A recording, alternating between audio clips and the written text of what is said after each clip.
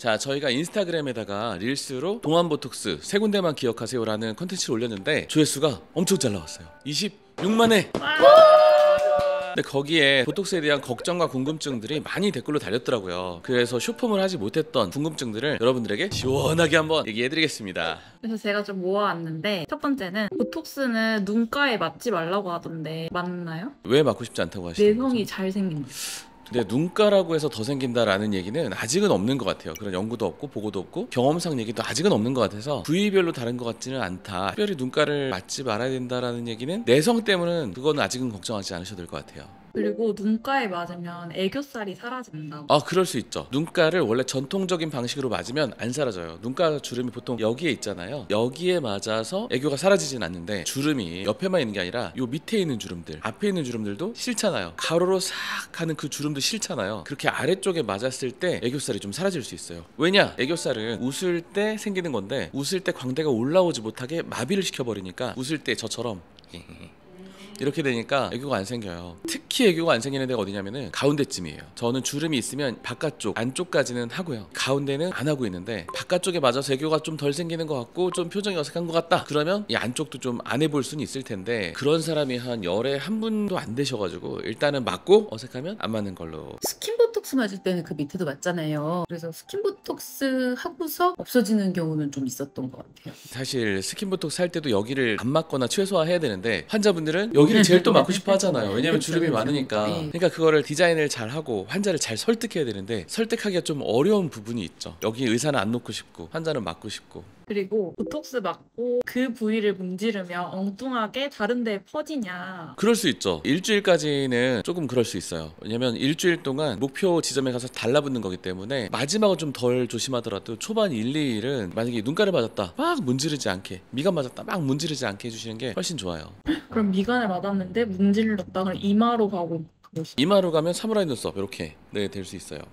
그래도 미간은 무섭다. 미간 부작용 되게 많잖아요. 미간 무섭다는데 맞아도 되는. 미간은 주름 보톡스 중에서는 부작용이 적거든요. 부작용을 겪었다는 사람들이 종종 있는데, 여러 가지 한번 생각을 해보면 미간 이마 같이 맞아서 눈이 이제 무거워졌는데, 이마는 반드시 부작용이 있거든요. 효과가 곧 부작용 그 자체이기 때문에. 그래서 이마 보톡스랑 같이 맞아서 부작용 왔던 거 아닐까 싶기도 하고. 그런데 이제 미간 보톡스 맞으면 대표적인 부작용이 사무라이 눈썹인데, 잘 오진 않지만 왔을 때 너무 치명적이라 가지고 그렇게 느끼지 않았을까 싶기도 하고, 원장님들마다 미묘한 사무라이는 온다, 이건 어쩔 수 없이 온다라고 하는 원장님도 있는데, 저희는 잘 안 오는 것 같긴 해요, 저희 병원은. 근데 저한테 말은 안 하셔도 미묘하게 조금 왔다라는 분도 있을 수는 있어요. 모든 부작용을 예민하게 느끼시지 못하는 분도 있으니까. 그래도 큰 컴플레인 없이 하고 있다 말씀드리겠습니다. 그리고 또 미간은 무섭다고 하는 게 혹시 필러랑 헷갈려서 그런가 싶기도 해요. 보통 분들은 필러랑 보톡스 차이 구분 못 하시는 분들이 더 많잖아요. 그러네요. 네. 오, 천재. 아. 미간 필러는 부작용이 좀 있죠. 그래서 우리는 이쪽은 필러를 안 하는 부위예요, 지금은. 그것 때문에 좀 무서워하시나? 하는 생각도 좀 드네요.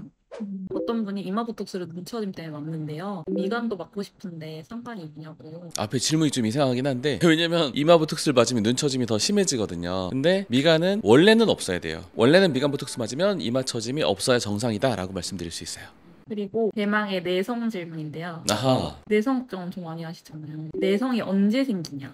언제 생기냐? 사실 몰라요. 약간 랜덤이에요. 그러니까 어떤 분은 7, 8년 맞았다 이렇게 해서 생기는 분도 있고, 제일 억울한 분은 한 4번밖에 안 맞았는데 생겼다 이런 분도 있어가지고, 랜덤이라 미리 방어할 수 없는 그런 게 있어요. 근데 확실히 좀 자주 맞으면 생길 수 있는 게, 예전에 저희 병원에 연예인분이 오셨었는데 2년 동안 보톡스 맞았는데 내성 확 생겨버렸다는 거예요. 그래서 이런 만에 생기겠어 하고 다시도 왔는데 진짜 반이 하나도 없는 거예요. 그래서 자세히 여쭤봤더니 그 전에 다니는 병원에서 일주일에 한 번 보톡스를 맞았다는 거예요. 배우분이셨거든요. 표정이나 이런 거에 최대한 자연스럽게 한다고 이제 일주일에 한 번 맞았는데, 그렇게 자주 맞으면 2년 만에도 생길 수 있는 거죠. 내성 조금이라도 적게 오기 위해서는 한 번에 300유닛 이하로 맞기, 또 3개월 이상 뛰기, 이런 것들이 도움이 돼요. 그러면 수입산이랑 국산 보톡스 논쟁이 많잖아요. 그럼 수입산을 맞으면 좀 내성이 덜 생긴.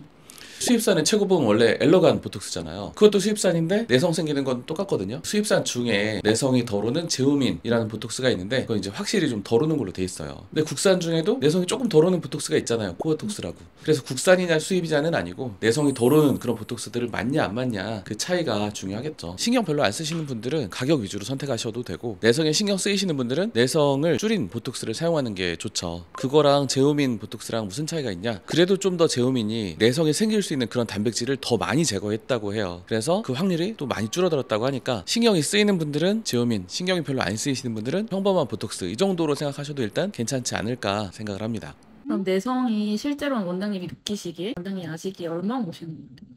내성이 그렇게 많이 오진 않아요, 사실은. 심지어 어떤 의사 선생님들은 게시판에 이런 글도 썼더라고요. 희대의 내성 사기극을 벌이고 있다 라고 할 정도로. 겁을 줘서 비싼 보톡스를 맞게 하려고 한다? 맞아요. 겁을 줘서 비싼 보톡스를 맞게 하려고 한다, 그런 얘기 할 정도로 그렇게 자주 오는 건 아닌데, 또 옛날에 저희 후배 선생님이 그런 얘기도 했잖아요. 제오민 보톡스를 권하는 게 양심에 거리껴진다. 내성이 잘 없는 것 같은데, 이런 얘기 한 적도 있단 말이에요. 저도 옛날에 5년 전에 다른 유튜브 나가가지고 내성이 진짜 없다, 나 10년 동안 딱 2명밖에 못 봤다. 근데 그거는 제가 어떻게 느꼈냐면, 그때 당시에는 저 내성 있는 것 같아요, 타병원에서 이제 오시면 충분한 용량을 놔봐요. 그러면 보톡스가 효과가 있어요, 대부분. 그러니까 그 전에는 물탄 보톡스를 맞았나 보다, 이렇게 저는 생각을 했던 거죠. 그런데 이제 저는 확인을 꼭 해보니까 진짜 내성 있는 사람이 있긴 있더라고요. 정말로 아까 원장님도 말씀하셨듯이 내성이 없지는 않고 있는데, 또 어떤 연구에서는 0.00043? 되게 작은 수의 사람들이 내성이 왔다라고 하는데, 정확한 통계는 일단은 없는데 체감상으로 그렇게 많지는 않은데, 보톡스가 제일 그래도 부작용 적은데 다른 걸 또 찾아가고 고생하고 부작용 나고 이러느니 조심해서 맞는 것도 괜찮다, 이런 생각이 들어요. 내성 생기면 평생 못 맞아요. 평생은 아니고, 이제 내성이라는 게 항체가 생기는 거라서 어느 날 그 항체가 이제 사라지면 다시 효과가 있다고 하는데, 그 사라지는 속도가 사람마다 너무 달라서 통계가 좀 무의미할 정도다라고 할 정도라서 좀 너무 좌절스러운 건 있어요, 사실. 그리고 또 종아리 근육 보톡스가 부작용이 있냐. 종아리 보톡스 부작용은 울퉁불퉁이 좀 잘 생길 수 있어요. 잘 디자인해서 맞지 않으면 울퉁불퉁이 좀 생길 수 있고, 잘 디자인해서 맞아도 어떤 사람은 너무 확 줄고 어떤 사람은 좀 덜 줄고 하다 보니까 의도한 대로 모양이 좀 안 나올 수 있어서, 줄어드는 모양을 보고 좀 더 놓든지 조금 모양을 수정하든지 이런 과정들이 좀 필요하고요. 모양을 조금씩 다듬어 가면 확실히 울퉁불퉁은 예방을 할 수 있잖아요. 근데 예전에 이런 환자가 있었어요. 자기는 청담동에서 7번을 맞게 했다. 너무 많다. 그 7번을 맞게 하려는 이유가, 아무래도 제가 생각할 때는 모양을 예쁘게 다듬기 위해서 한 달에 한 번씩 뭐 7번 이렇게 맞으라고 했대요. 근데 그분이 지방 사시는 분이라 한 달에 한 번씩 맞추기가 어려웠대요. 좀 띄엄띄엄 가고 그러니까 전화 오셔가지고 빨리 소진하셔야 된다고, 몇 달 안에 소진 안 하시면은 이거 그냥 다 사라진다고 해가지고 2주 간격으로 맞기도 하고 그렇게 했는데, 근데 문제는 7번 해서 예쁘게 다리가 나오면 되는데 울퉁불퉁해서 또 저희 병원에 오신 거예요. 아이고. 내성 리스크나 번거롭게 할 거면 모양이라도 또 예쁘면 되는데, 어떻게 낫길래 그렇게 여러 번 났는데 모양이. 너무 여러 번 넣다 보니까 효과가 나타나기 전에 났나 보네요. 맞아요, 그것도 있을 수 있어요. 보통 효과가 3주부터 나오기 시작해서 2달 반까지 주는데, 2주 만이니까 줄기도 전에 또 놓고 줄기도 전에 또 놓고 이렇게 하다 보니까 이게 또 울퉁불퉁이 온 거죠. 근데 그런 게 아마 실력이 없어서라기보다 빨리빨리 회전시켜서 돈을 벌어야 되니까 그런 거 아니었을까, 이런 생각이 들긴 해요. 아닌가? 돈 때문에도 있는 것 같아요, 병원 입장에서는. 안 그러면 그렇게 2주마다 불러서 안 났을 테니까. 너무 자주 웃어서 보톡스가 잘 풀리는데요. 보톡스 말고 눈 가주름에 좀 도움이 되는 시술이 있어요. 도움이 되는 시술은 리쥬란이나 버추 뭐 이런 여러 가지 시술들이 많이 있는데, 보톡스를 빼고 얘기할 수는 없어요. 보톡스가 가장 중요한 시술이에요. 간단하고 저렴하지만 가장 중요한 시술이기 때문에 날짜 맞춰서 꼭 해주시면 좋을 것 같고, 가끔씩 주름 보톡스 주기를 6개월로 잡고 얘기하시는 분들이 있어요. 원장님들 중에도 있어요. 근데 그거는 내성이 걱정되니까 좀 띄엄띄엄 맞아라라고 하시는 것 같아요. 80%의 환자분들은 3, 4개월이면 효과 다 떨어지고 다시 주름이 돌아오세요. 그러니까 3, 4개월마다 맞는 게 좋고, 또 주름이 이제 완전 지기 시작해서 조금만 웃어도 파바박 이렇게 주름 지는 분들이 있기 때문에, 그런 분들은 좀 미리미리 하는 게 좋고, 양도 조금 늘려볼 생각도 해보는 것도 좋고, 나이가 들수록 저 뒤에서부터 주름이 길게 가서 뒤에서부터 주름이 지는 분들도 있거든요. 그럴 땐 좀 길고 넓게 맞을 생각도 해보는 게 좋아요. 그리고 마지막인데, 사각턱 보톡스 맞을 때 측두근도 같이 맞아야 되나요? 아니요, 측두근을 동시에 맞아야 될 사람은 한 열에 한 명도 안 되는데, 또 어디에서 또 그 얘기가 나오는지 둘 다 맞으면 맞으면 비용이 2배로 되니까 그런 것도 약간 있지 않을까? 근데 맞아야 되는 사람도 있죠. 근데 많지는 않아요. 아, 근데 저 릴스에서 본 것 같아요. 어떤 사람이 사각도 보톡스를 맞았는데 측두근을 넘어서 측두근이 커진 사람이 있었던 거. 커지면 맞아야죠. 미리 맞을 필요 없고 커진 다음에 맞아도 안 늦어요. 한때 또 침샘 맞아야 되냐고 물어보시 한참 물어봤잖아요. 맞아요. 턱 네. 맞으면 침샘 꼭 맞아야 되냐, 같이 맞아야 맞아요, 되냐. 맞아요. 아, 있으면 맞죠. 네, 있으면 맞는 건데 무조건 맞아야 되는 건 아니다. 이렇게 말씀드립니다. 끝. 네, 오늘 영상은 여기까지고요. 또 궁금한 거 있으면 댓글 달아주시면 저희가 나중에 컨텐츠로 한번 다시 만들어 보겠습니다. 여러분 예뻐지세요.